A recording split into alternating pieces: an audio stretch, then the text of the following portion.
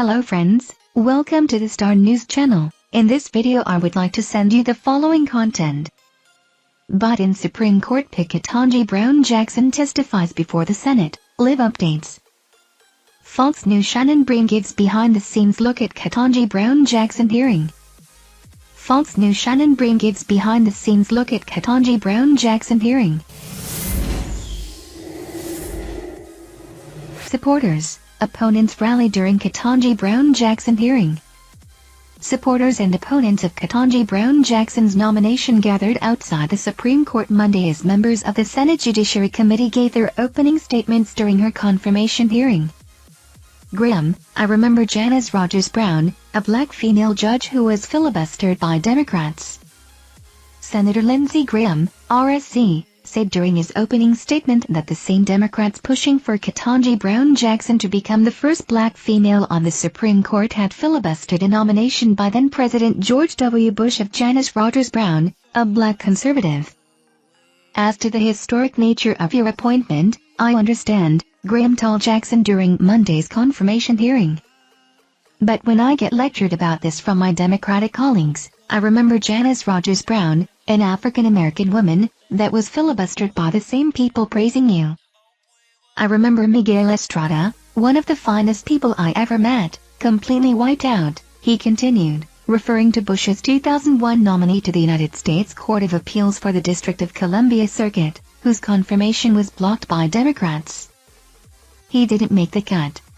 A well-lived life just completely ruined, Graham said. So if you're a Hispanic or African-American conservative, it's about your philosophy.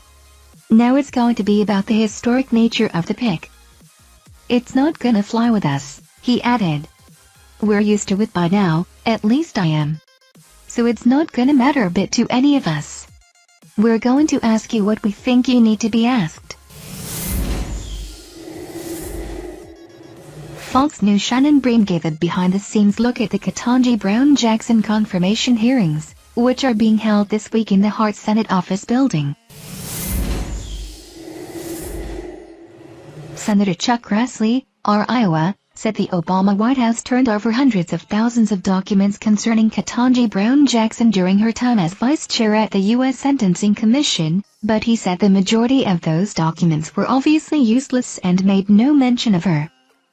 The Obama White House sent us roughly 68,000 pages of material, Grassley said. But more than 38,000 pages are repeated copies of an email thread keeping track of tweets about the Merrick Garland nomination.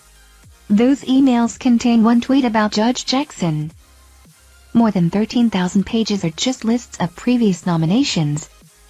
So that leaves only 16,000 pages that we received from the White House that aren't obviously useless like all the other documents we received, he continued.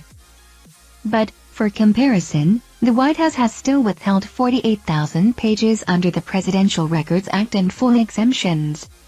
That's a lot of hiding.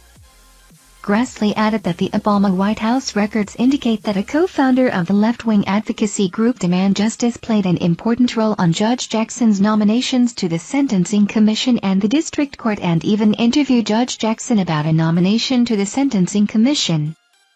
It would be helpful to know what the Demand Justice co-founder learned during that process and why they so strongly support Judge Jackson, he said.